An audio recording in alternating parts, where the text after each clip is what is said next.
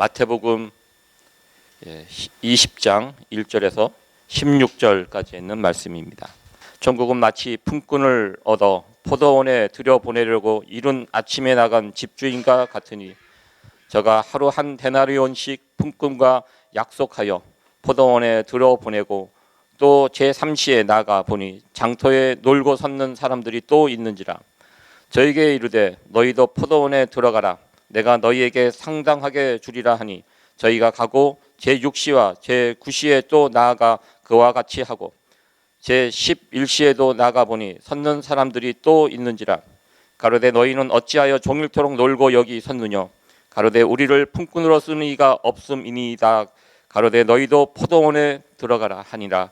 저물매 포도원 주인이 청지기에 이르되 품꾼들을 불러 나중 온 자로부터 시작하여 먼저 온 자까지 삭슬 주라 하니 제11시에 온 자들이 와서 한 데나리온씩 받거늘 먼저 온 자들이 와서 더 받는 줄 알았더니 저희도 한 데나리온씩 받은지라. 받은 후 집주인을 원망하여 가로되 나중 온 이 사람들은 1시간만 일하였거늘 저희를 종일 수고와 더위를 견딘 우리와 같게 하였나이다. 주인이 이 중에 한 사람에게 대답하여 가로되 친구여 내가 내게 잘못한 것이 없노라.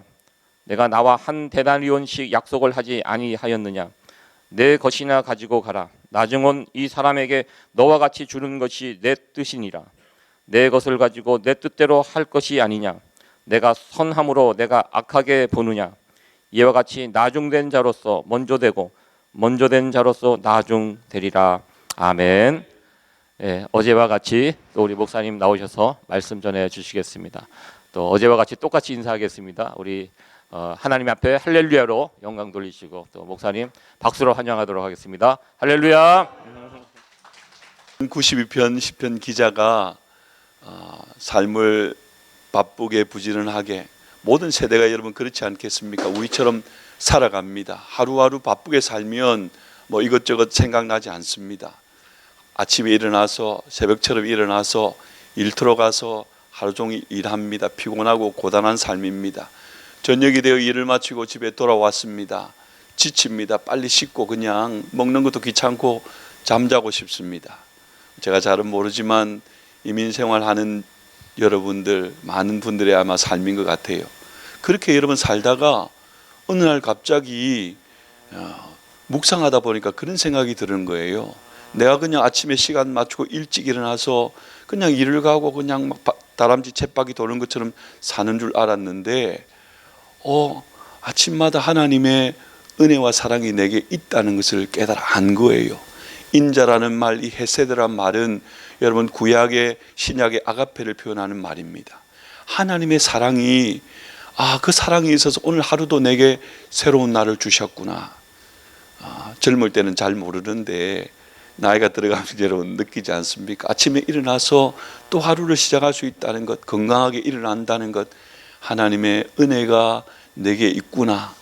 그렇게 여러분 경험하고 고백합니다. 부지런히 열심히 하루를 살았습니다. 그냥 이런 일 저런 일도 당하고 이런 사람 저런 사람도 만나고 그렇게 하루 이제 잠자리에 들기 전에 누웠더니 오늘 하루의 삶 가운데도 하나님이 나와 함께 하셨습니다. 하나님의 은혜의 돌보심의 손길이 내게 있었습니다. 그래서 밤에 누워서 몸은 쑤시고 아프고 피곤하지만 하나님 감사합니다. 오늘 하루도 돌보아 주심 감사합니다. 은혜를 입은 은혜를 깨달아 안 성도의 고백입니다. 여러분 하나님의 은혜와 사랑은 모두에게 있습니다. 어느 때나 있습니다. 우리의 삶이 형통하고 좋을 때뿐 아니라 힘들고 어려운 우리의 삶의 순간에도 너무 힘들어서 잘 보이지 않고 우리가 느끼지 못하지만 늘 우리 가운데 있습니다. 이 사랑, 이 사실을 깨달아 알면 여러분 어떤 순간에도 우리도 찬송할 수 있습니다. 아침마다 또 잠자리 들기 전에도 하나님의 은혜를 노래하는 여러분 그것이 바로 우리 앞서 믿음 생활한 선배들, 신앙의 선배들의 신앙의 고백 간증이 시편입니다. 오늘날 우리도 계속 여러분 시편의 그 신앙의 고백과 간증을 써내려 가는 거예요. 뭐 누가 봐주지는 않아도 내가 여러분 그 사실들을 내 삶 가운데서 기록하고 인정하고 고백하고 그 인생이 복된 인생입니다. 여러분, 오늘 말씀이 바로 그런 내용입니다. 우리가 너무나 잘 아는 본문의 내용이죠. 여러분도 아마 목사님을 통해서 혹은 다른 곳에서라도 이 본문의 내용의 말씀을 많이 들어서 잘 알 줄 압니다. 근데 여러분, 그래서 오늘은 전체 내용보다는 특별히 마지막 구절인 16절에 초점을 맞춰서 한번 여러분과 말씀을 나누기를 원합니다. 16절 말씀이 어떤 말씀입니까? 이와 같이 나중된 자로서 먼저 되고 먼저 된 자로서 나중되리라. 여기에 여러분 포커스를 맞춰서 말씀을 나누기를 원하는데, 여러분 이 말씀의 의미가 뭘까요? 왜 예수님은 제자들에게, 그리고 오늘날 예수님을 믿는 저희들에게 이 말씀을 주실까요? 그러면 먼저 여러분, 먼저 된 자가 누구고 나중된 자가 누군지를 한번 살펴보십시다. 먼저 된 자는 예수님 당시로 보면 이 먼저 된 사람들은 자신들을 아브라함의 자손, 하나님의 택한 백성이라고 생각하는 이스라엘 백성들을 가리키는 겁니다. 그리고 또 이 먼저 된 자들은 이스라엘 백성들, 선민들 가운데서도, 유대인들 가운데서도 종교 지도자들, 특별히 여러분 우리가 성경에 많이 기록되어 있는 바리새인과 서기관 같은 사람들, 이미 예수님 당시에 안 좋은 모습을 받고 예수님께 책망을 받았기 때문에 우리 가운데는 굉장히 안 좋은 이미지가 박혀 있지만 출발은 그러하지 않습니다. 오늘날로 치면 목회자들이라고 할 수 있습니다. 장로님들이라고 할 수 있습니다. 누구보다도 더 은혜를 받은 사람들이라고 할 수 있습니다. 누구보다 열심을 내고 말씀을 읽고 묵상하고 기도하고 주의 전에서 섬기고 봉사하는 사람들입니다. 그런 사람들이 바로 먼저 된 자들입니다. 그리고 여러분, 오늘날로 치면 먼저 된 사람들은 예수님을 믿고 신앙생활하는 성도인 우리들을 가리킵니다. 우리들이 먼저 된 자들입니다. 그리고 성도들 가운데 또 먼저 된 자들은 누구냐 그러면, 앞서 제가 말씀드린 바리새인 서기관들처럼 누구보다도 더 앞서서 봉사하는 사람입니다.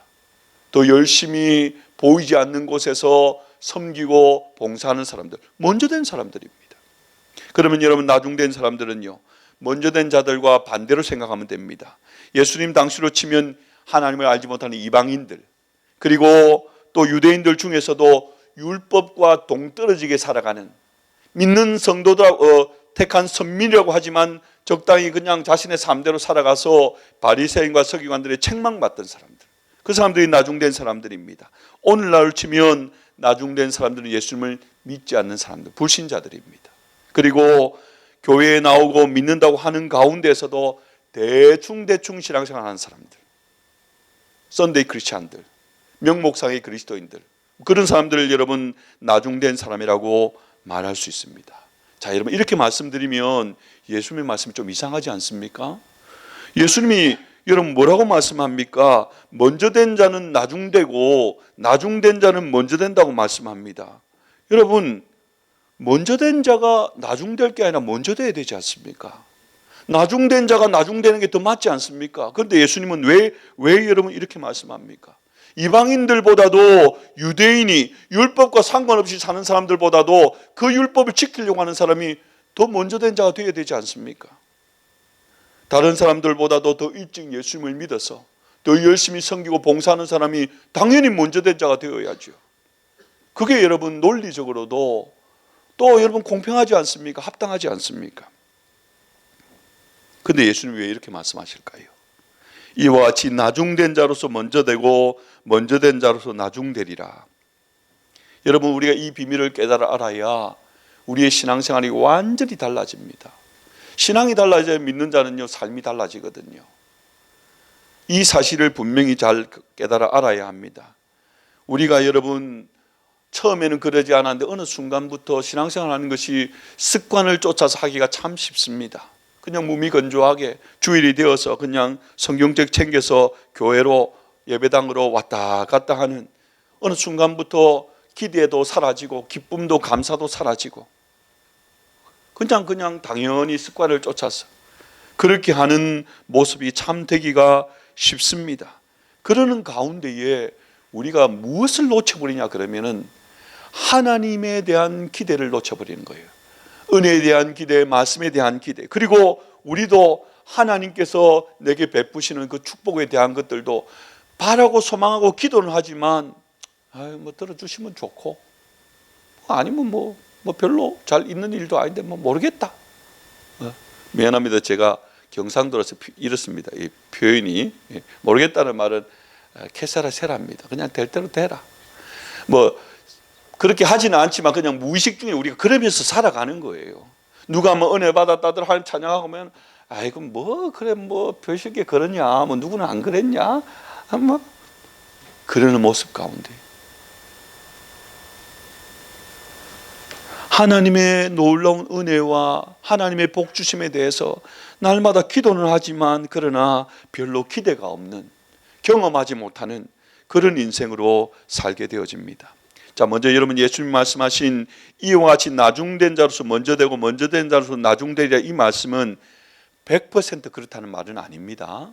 여러분 이 똑같은 내용이 19장 30절에 기록되어 있습니다. 근데 조금 다릅니다. 어떻게 기록되어 있냐면 그러나 먼저 된 자로서 나중되고 나중된 자로서 먼저 될 자가 많으니라, 그렇게 되어 있습니다. 똑같은 내용인데 조금 다르죠. 앞에 들어보면 우리가 방금 제가 본문의 내용을 보면 100% 그렇게 될 것 같잖아요. 먼저 된 자는 반드시 나중되고 나중된 자는 반드시 먼저 된다, 이런 느낌처럼 들리지만 사실 그 말씀의 의미는 그게 아니라 그렇게 되는 사람이 많다는 거예요. 이상하죠? 근데 그렇게 되는 사람이 많습니다. 단 한 가지 이유 때문입니다. 단 한 가지 이유 때문에 분명히 먼저 된 자였는데 나중이 되어 있습니다. 분명히 나중된 자인데 먼저 된 자가 되어 있다는 거예요. 그것을 여러분 함께 나누기를 원하는데, 내가 만약에 먼저 된 자로서 나중되지 않기 위해서 예수님의 이 말씀을 꼭 들어야 된다는 거예요. 자, 오늘 본문의 내용 간단하게 여러분 잘 아는 내용이니까 한번 간략하게 제가 말씀을 살펴보겠습니다. 흔히 포도원 품꾼 비유로 알려진 하나님의 말씀입니다. 어떤 내용입니까? 1절에 보니까 포도원 주인이 포도원에 쓸 일꾼을 부르기 위해서 장터로 가서 사람들을 데리고 옵니다. 이른 아침부터. 여러분 오늘날은 우리가 풀타임이 8시간이죠. 그죠? 8시간. 그래서 8시에 시작하면 3시, 9시 시작하면 4시, 그래서 보통 출퇴근 시간이 서너 시간부터 막 트래픽 막 생기고 그러잖아요. 일반적으로 여러분 이 이스라엘 때뿐 아니라 모든 사회에서는 일하는 시간은요, 해 뜰 때부터 해 질 때까지. 해가 떠 있으면 일해야 되잖아요. 해 떠 있는데 일 안 하면 그건 게으른 사람입니다. 그래서 일반적으로 오전 6시부터 밤 6시까지, 그때까지입니다. 폰을 좀 꺼주시기 바랍니다.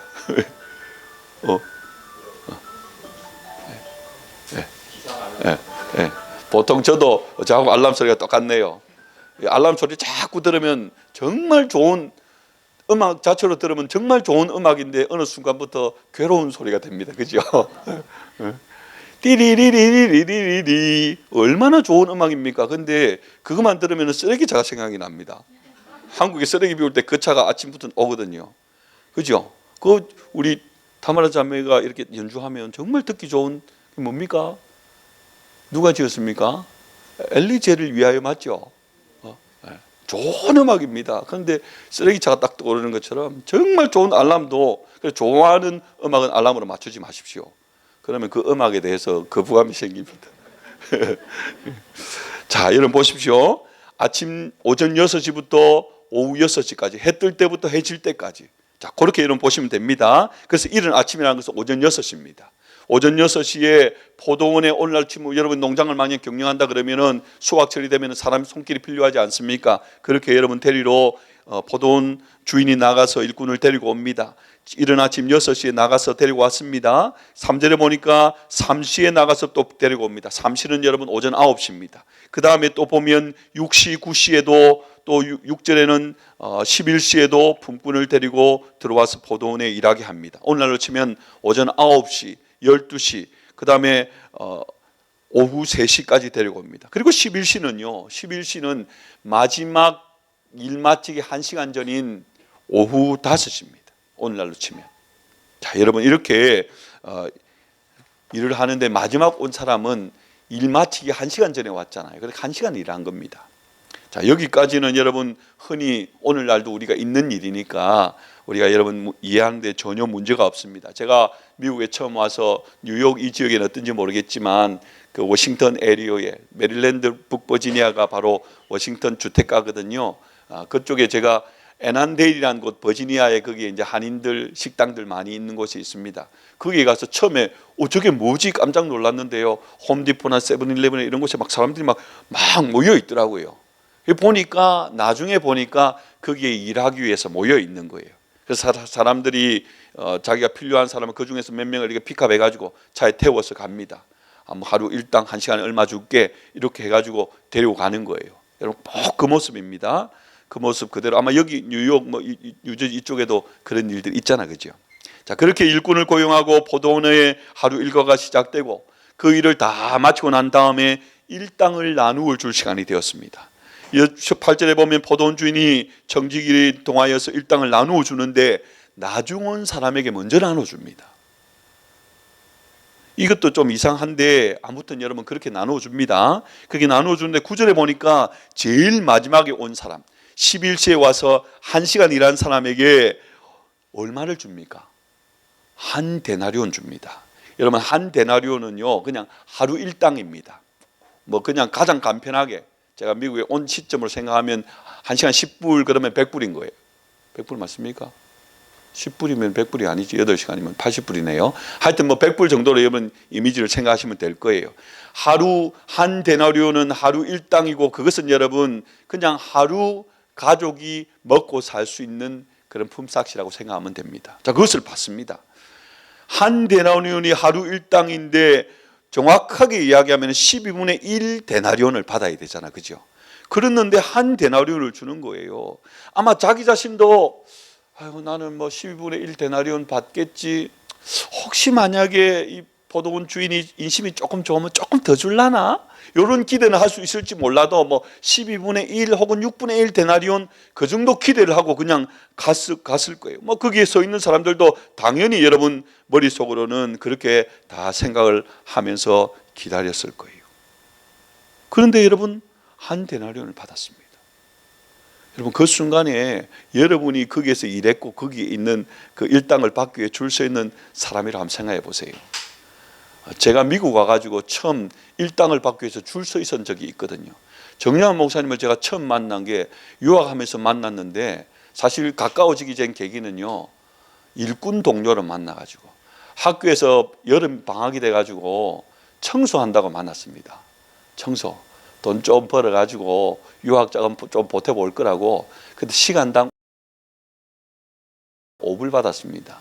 근데 학기 때는 풀타임을 못 해가지고 그냥 4시간 하거든요. 근데 방학 때는 이제 8시간 일할 수 있습니다. 그리고 일주일 일했더니 금요일 날 책을 나눠준다는 거예요. 줄을 섰습니다. 설레더라고요.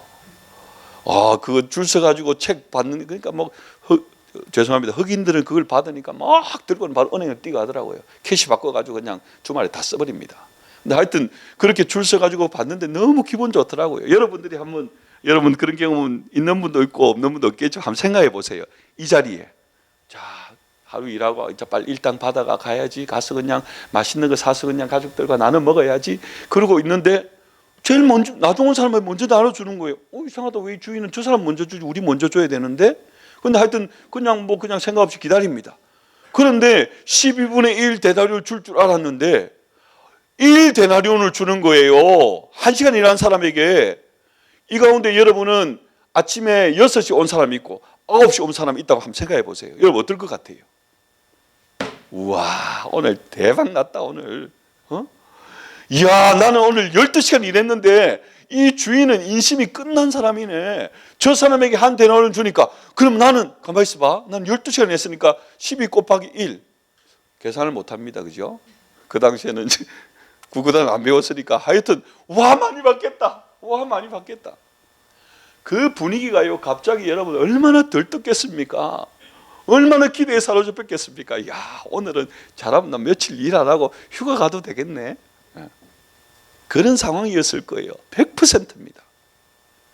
그렇게 여러분 줄을 서서 야 얼마 받을까 기대에 차서 딱 기다리고 있는데요. 이게 도대체 무슨 일입니까? 좋은 상상을 하면서 기다리고 있는데 분위기가 급반전됩니다. 10절입니다. 먼저 온 자들이 와서 더 받을 줄 알았더니 당연하죠. 그들도 한 데나리온씩 받은지라. 너무 막 웅성거리고 막 해피한 막 미소가 번지는 그 좋은 분위기가 갑자기 싸해집니다. 표정이 싹 바뀌어 버리는 거예요. 분위기가 험악해지는 겁니다. 웃음과 희망으로 환하던 얼굴이 불평과 원망으로 일그러진 얼굴이 됩니다. 왜 그렇습니까? 주인이 자신들에게 불의하다는 거예요. 이야, 어떻게 저럴 수가 있지, 저 주인이 우리한테. 여러분, 과연 그럴까요? 2절 말씀에 이렇게 시작합니다. 그가 하루 한 데나리온의 품꾼들, 약 데나리온씩 품꾼들과 약속하여 포도원에 드리고, 사람을 드릴 때에 여러분, 오늘날도 서 있을 때 데려올 때 시간당 10불 줄게요. 오늘은 조금 힘든 일을 하니까 15불 줄게요. 약속을 미리 합니다. 그죠? 분명히 약속을 했습니다. 약속하지 않아도 기본적으로는 한 데나리온인 것이 사람들의 정서에 있지만, 그럼에도 불구하고 성경에는 분명히 약속했다고 되어 있습니다. 한 데나리온 주겠습니다. 오, 감사합니다. 오늘 내가 일해가지고 이제 한 데나리온 벌겠네. 그렇게 들어갔습니다. 근데 왜 이렇게 화가 나 있습니까? 12절 말씀 보세요. 나중은 이 사람들은 한 시간밖에 일하지 아니하였거늘 그들을 종일 수고와 더위를 견딘 우리와 같게 하였나이다. 우리가 얼마나 수고했는데 어떻게 우리를 저 한 시간밖에 일한 사람과 동일한 대우를 할 수 있습니까? 그래서 화가 나서 어쩔 줄 몰라 하는 거예요. 자, 그러면 여러분들이 만약에 1시간 일한 사람을 한번 생각해 보십시다. 여러분 전부 다 1시간 일한 사람이에요. 1시간 일하는 사람은 왜 1시간밖에 일을 못했을까요? 자, 여러분들이 이제 또 성경을 여러분 제가 자주 하는 방식인데 우리 목사님도 그럴 거예요. 성경을 잘 이해하려는 방법은 뭐냐 하면 여러분들이 그 시대의 사건과 상황과 사람들에게 한번 이렇게 그걸 뭐라 그럽니까? 빙의라는 말은 좀 이상한 말이죠. 그 뭐라 그럽니까? 동화된다고 그럽니까? 예? 장로님 뭐라고요? 아니 제가 단어가 안 떠올라가 빙의하니까 뭐 힝 이렇게 되는 게 빙의 같아가지고 그거 말고 그러니까 그 모습으로 한번 돌아가 보는 거예요. 내가 그 사람이다. 내가 그 사건 현장 속에 있다. 그러면 말씀을 훨씬 더 잘 이해합니다. 왜냐하면 너무 많은 갭이 있잖아요. 시기적으로도 2000년부터 뭐 4000년까지 갭이 있고 그 다음에 문화도 다르고 언어도 다르고 하니까 사실 말씀을 이해하기 그것 때문에 힘든 거예요. 그런데 그 상황을 돌아가 보면 정말 말씀이 이해가 잘 됩니다. 자, 여러분들이 1시간 일한 사람이라고 지금 한번 생각해 봅니다. 생 빙의합니다. 지금 빙의됐습니다. 왜 1시간 일했을까요? 뭐 때문에요? 뭐 사람이 나를 품꾼이 그 포도원 주인이 나를 픽업해 주지 않았으니까. 왜 픽업해 주지 않았을까요? 여러분들이 일꾼을 쓰려고 하면 어떤 사람을 데려갑니까?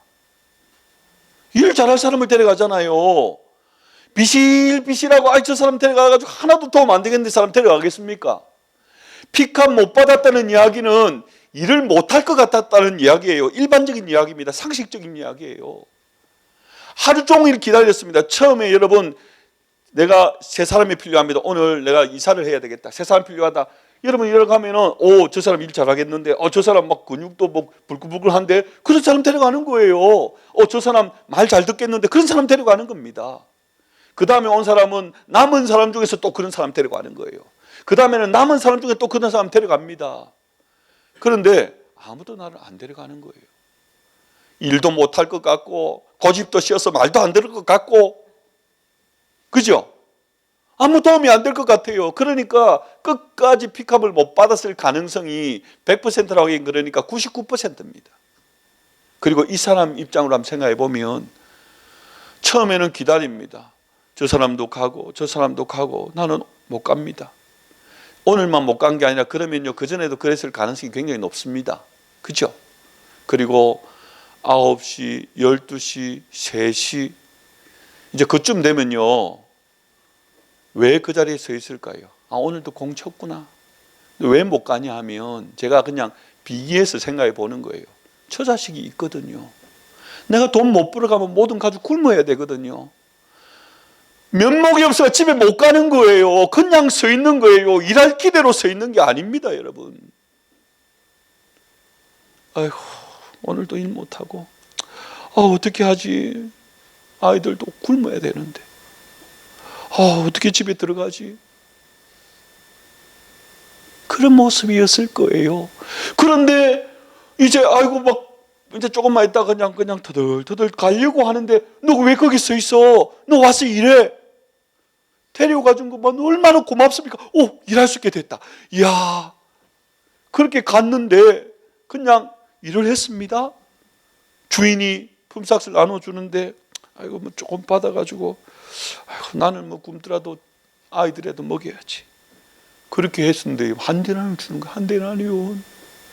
어땠겠습니까? 그 한 데나리온 받은 사람이, 한 시간 일한 사람이 감격에 붙박지지 않겠습니까? 그죠? 너무너무 감사하고 감격하고 고맙고 빨리 집으로 뛰어가고 싶고, 그 마음에 다른 것보다도 그 포도원 주인이 진짜 뭐 안 믿는 사람이었다 칩시다. 안 믿는 사람이었다면 하나님처럼 안 보였겠습니까? 너무 고마웠지 않겠습니까? 여러분, 그게 은혜입니다. 그게 은혜. 은혜에 대한 감격이 차 있는 거예요. 길 가다가 혹은 그 이후에 픽업해 주지 않아도 우연히 그 주인 보면 아이고 안녕하세요, 안녕하세요. 아마 평생 그 사람에게 있어서 그 포도인 주인은 그렇게 인식되어 있을 거예요. 너무 고마운 분, 너무 감사한 분.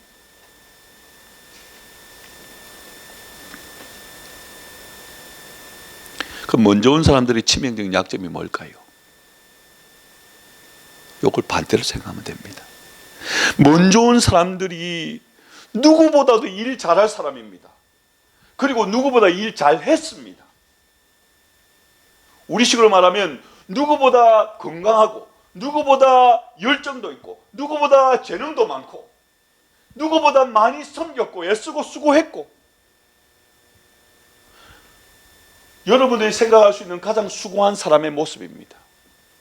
여러분 교회도 있을 것이고, 또 여러분들이 지나면서 삶 가운데서 봤던 분들도 있을 거예요. 그 사람입니다.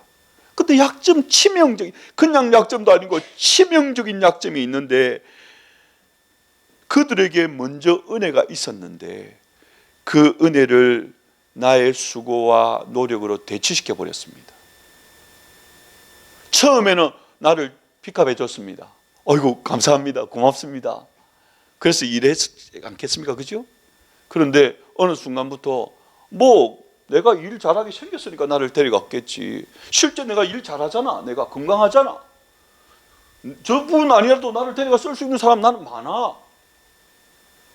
여러분 그랬을 거예요. 그래서 처음에는 열심히 하다가 조금 하다가는 조금 적당히 눈치도 보고 그래도 나는 더 잘하니까, 더 오랫동안 했으니까. 어느 순간부터 은혜를 잊어버린 거예요. 은혜를 잊어버린 겁니다. 은혜로 시작했는데 은혜를 잊어버린 거예요. 여러분 우리가 어떻게 구원받았습니까? 여러분 믿는 우리에게 가장 성경이 강조하는 중요한 건 뭡니까? 오직 의인은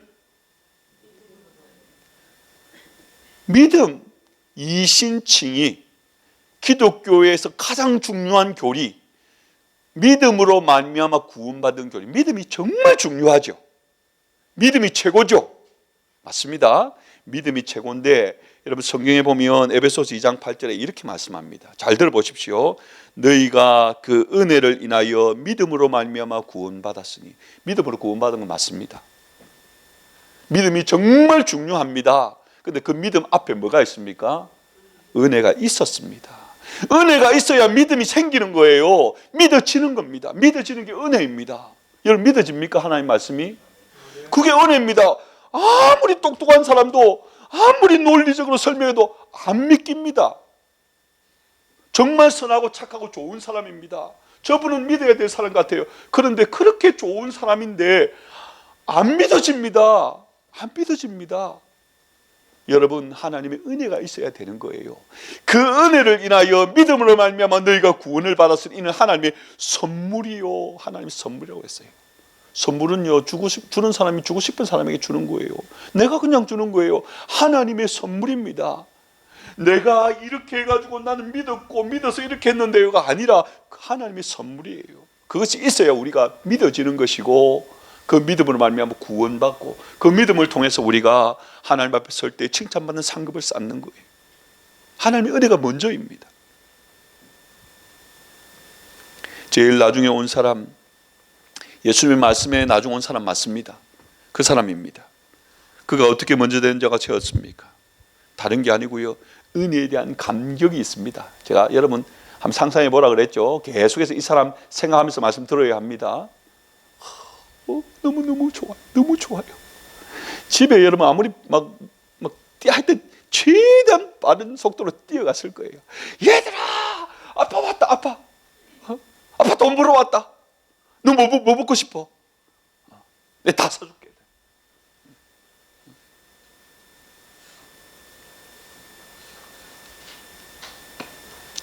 좀 부끄러운 이야기이긴 한데요, 제가 개척교회 할 때 진짜 힘들었던 적이 있습니다. 참 좋은 분이고 열정이 대단한 분인데, 근데 그분이 마음에 상처가 있어서 좀 너무 잘하다가도 너무 힘들게 하는 분이 있었어요. 제가 너무 힘들었습니다. 너무 힘들었습니다. 그만두고 싶었습니다. 근데 제가 왜 못 그만둔 줄 아십니까? 제가 믿음이 없는 목사라서 하나님 앞에 죄송해서 이거 다 떠나가지고 저 자식 굶길 수가 없어서 내 수중에 한 두세 달, 서너 달 살 돈만 있으면 그만두고 싶었습니다. 그런데 우리가 둘째, 셋째가 좀 늦게 태어났거든요. 가난하게 떼고. 내가 교회 돈 벌려고 교회 사회 가는 거 아니잖아요. 그죠? 근데 사역해야 또 돈이 생기는 거예요. 그래야 밥을 먹이는 거예요. 근데 내가 안 하면 어떻게 해요? 그 이유 때문에 버티고 여기까지 왔습니다. 하나님의 은혜죠. 진짜 그랬습니다.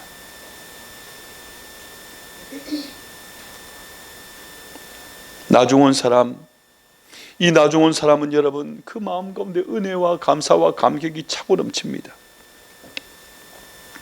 그 사례를, 그 보상을, 대가를 싹쓸 받을 때뿐만이 아니라 여러분 정말 그의 마음 가운데는 계속해서 이런 일이 있었을 거예요. 그리고 한번 또 생각해 보십시다. 그렇게 일꾼이 1시간 남은 기간에 부름을 받았습니다. 1시간 일할 동안에 어떻게 했을 것 같아요? 여러분 생각에. 사실 힘도 없이 일도 별로 못합니다. 별도 못하는데 막 죽을 똥 살 똥 모르고 했을 것 같아요. 제 생각에는. 나를 불러줬다니. 그렇게 했을 것 같아요. 안 그렇겠습니까? 그죠?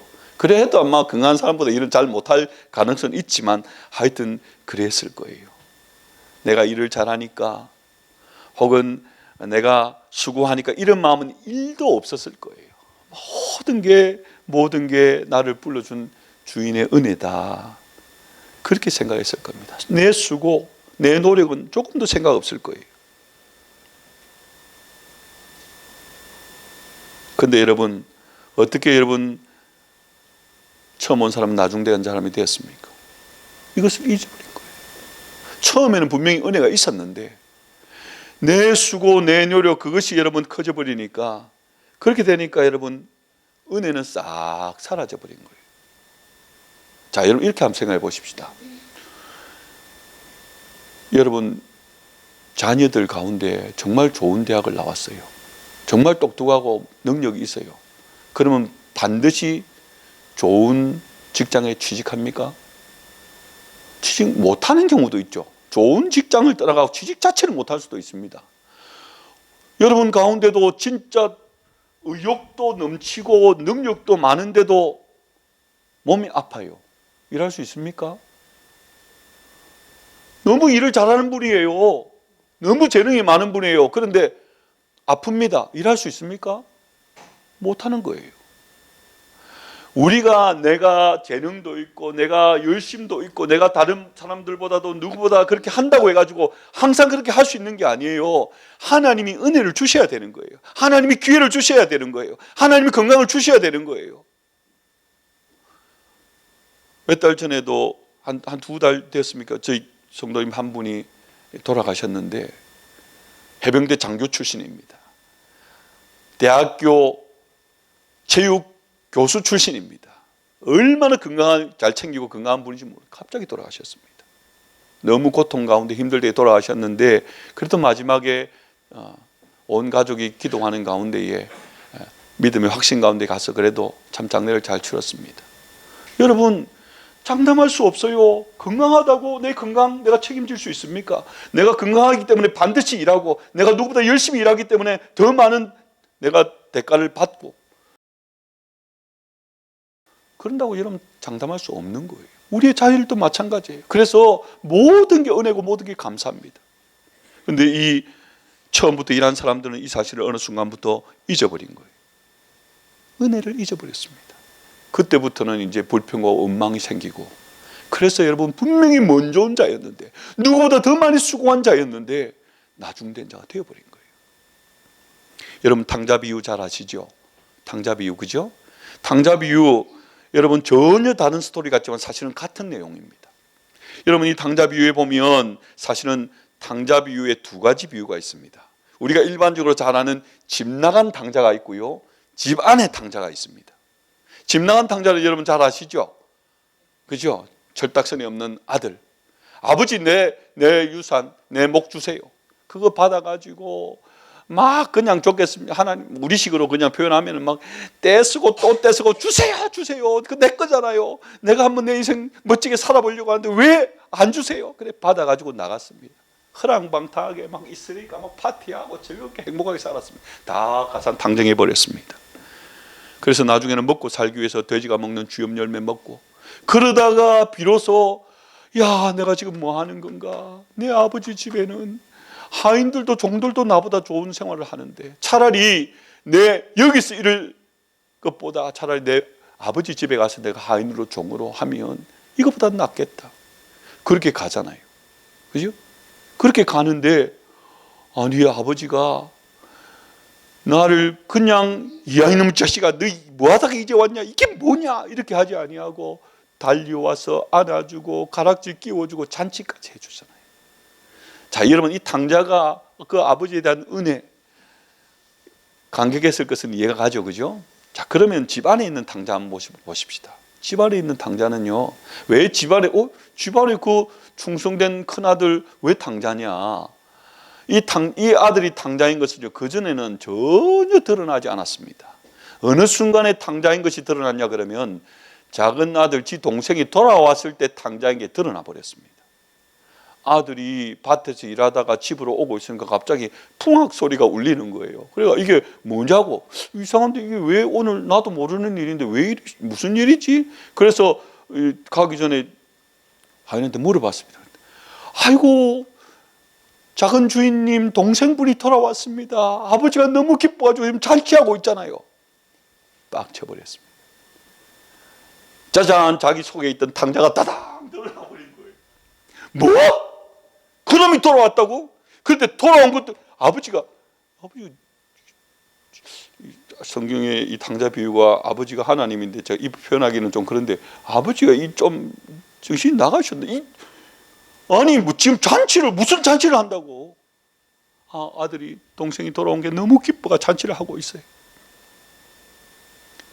아니 내가 이렇게 집안에서 아버지 말 한 번도 어긴 적이 없고 수고하고 충성하고 해도 날 위해 가지고 조그만 그런 것도 한 번 안 해주신다. 아버지가 뭐 그놈이 돌아왔는데 잔치를 해주신다고? 나 집에 안 갈 거야. 나 밥 안 먹을 거야. 나 교회 안 갈 거야. 어디서 많이 듣던 이야기 아닙니까? 집에 아이들 철없을 때 하는 이야기가요, 자기 원하는 거 안 들어주면 나 밥 안 먹을 거야. 먹지 마라 이놈아. 안타깝게도 여러분 중에는 잘 없겠지만요, 저는 목회하면서요, 아이고 성도님들이 참 어린애 같다는 생각을 참 많이 하는 게, 나 교회 안 갈 겁니다. 마음은 오지 마라 이놈아 이렇게 하고 싶지만 아니요 안 됩니다 이렇게 하십시오. 두 마음입니다. 두 마음입니다. 이 큰아들이 그렇게 하고 있는 거예요. 먼저 된 자잖아요. 먼저 된 자. 그죠? 겉으로 볼 때는 누구보다도 충성하고 단 한 번도 거역한 적이 없고 열심히 수고하고 봉사하고, 이 탕자는요 정말 나중된 자입니다. 철딱서리 없습니다. 이런 아들이 세상에 어디에 있습니까? 그런데 은혜라는 측면만 한번 보십시다. 이 작은 아들이 돌아와가지고 뭐 갑자기 개가천선을 했을까는 잘 모르겠지만 적어도 그 마음 가운데는 아버지에 대한 순간순간에 자기의 뭐 허랑방탕기가 나와가지고 또 뭐 이런 모습이 있었을 거예요. 사람이 갑자기 잘 안 바뀌잖아요. 그럼에도 불구하고 그러다가 순간순간 내가 이러면 안 되지. 내가 아버지가 날 어떻게 해주셨는데. 늘 그 은혜에 대한 되새김질이 있었을 거 아니에요. 그것이 여러분 늘 그의 삶을 아마 조금씩은 바꿔갔을 거예요. 그런데 분명히 아버지의 은혜가 있어서 내가 이 좋은 집에서 이 넓은 밭들에서 내가 일할 수 있고, 이것은 다 잊어버리고 내가 얼마나 수고하는데, 내가 얼마나 애쓰는데 나는 이런 대접을 받고 어떻게 이럴 수가 있고, 하나님 그럴 수가 있습니까? 은혜는 싹 사라져버린 거예요. 똑같죠? 똑같습니다, 여러분. 다른 게 아닙니다. 먼저 된 자와 나중된 자를 나누는 기준 딱 하나는 은혜입니다. 하나님에 대한 은혜의 감사와 감격이 사라져버리는 순간, 우리가 누구보다 일찍 신앙생활을 했고, 누구보다 많이 섬기고 봉사했고, 누구보다 많은 달란트 재능을 가지고 봉사했을지라도 나중된 자가 됩니다. 은혜가 빠져버리고. 그러면 은혜가 빠지고 나중된 자의 특징은 뭐냐 하면 불평과 원망이 쏟아져 나오는 거예요. 합니다. 하고 있습니다. 수고합니다. 그러면서 이걸 내가 이거 해야 되냐, 이렇게 된단 말이에요. 은혜가 있으면 기쁨이 있고 감사가 있는데, 은혜가 떨어지면은 불평이 있고 원망이 생겨버리는 거예요. 그런데 참 부끄러운 모습입니다. 어리석은 모습인데도 불구하고 그 은혜가 있으면 나중된 자인데 먼저 된 자가 되는 거예요.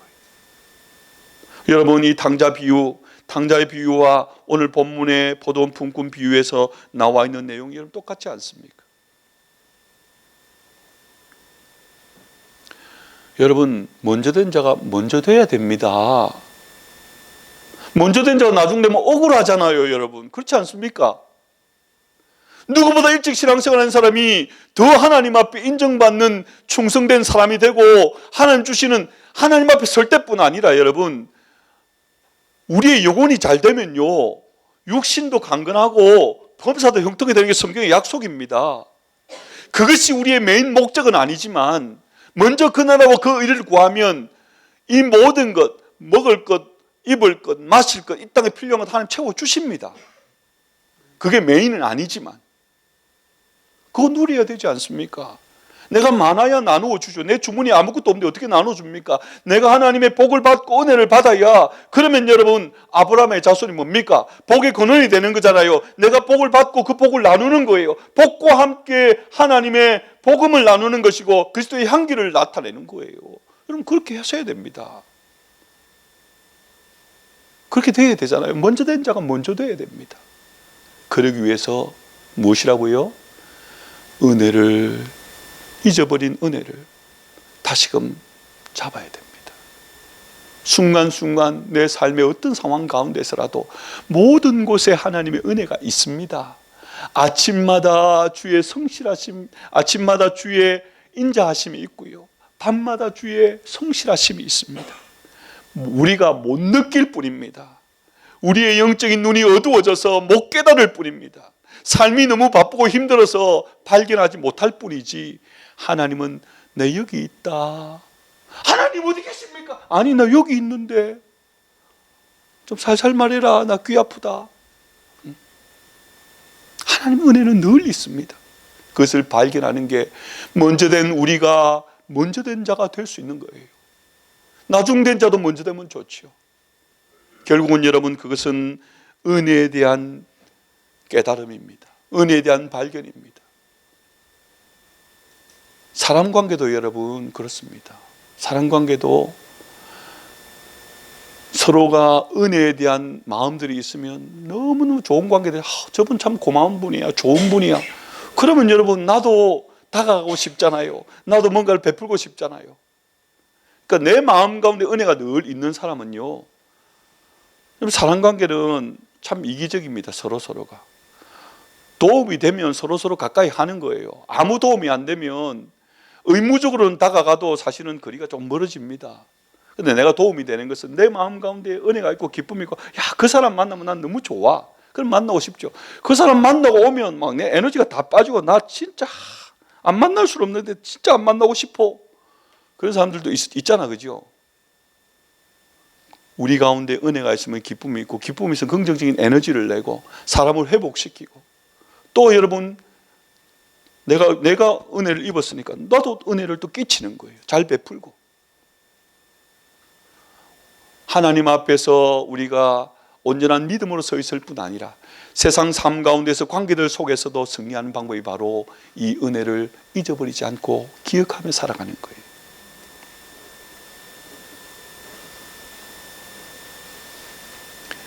사랑하는 세비여교회 성도 여러분, 여러분이 하나님의 은혜를 회복하시기를 바랍니다. 하나님의 은혜를 늘 붙들고 살기를 바랍니다. 여러분의 삶에 참 힘들고 어려운 날이 있을 수 있습니다. 왜 내게 이런 일이 있나 하는 날도 있지만 우리는 이해하지 못해도 하나님은 다 알고 계십니다. 욥처럼 하나님은 안타까움으로 바라보고 계세요. 빨리 회복시키고 빨리 복 주실 시간만을 기다리고 계신 거예요. 얘야, 조금만 힘내라. 내 여기 있다. 조금만 참아라. 힘내라. 그래서 그 순간에 불평이 나오고 원망이 나오고 단식이 나오고 나 하나님 안 믿어요. 나 이제 교회 안 가요. 이럴 만한 상황 가운데에서도 그럼에도 불구하고 하나님 내가 하나님 너무 힘들지만 하나님 붙듭니다. 때로 여러분 기도도 너무 힘들면 기도가 안 나올 때 있잖아요. 그때는 주여 하나님 그렇게 하셔도 됩니다. 하나하나 그 내용 다 안 알아도 하나님 우리 마음까지 다 아시잖아요. 그렇게 하나님 붙들고 그래서 그 순간에도 은혜를 놓치지 않고 하나님 찬양하면 그러면 여러분 먼저 된 자로서 먼저 되고 나중되었음에도 불구하고 먼저 되고 그것이 여러분 우리 인생을 행복한 참 기쁨이 있는 행복한 삶을 만들 뿐 아니라 하나님의 복을 받고 하나님 앞에 쓰임받는 인생이 되게 하는 비결이 됩니다. 우리 모두 저와 여러분 모두가 다 하나님의 은혜에 대한 감격으로 먼저 된 자로 쓰임받고 칭찬받는 분들 되기를 주님의 이름으로 축원합니다. 목사님 나오세요.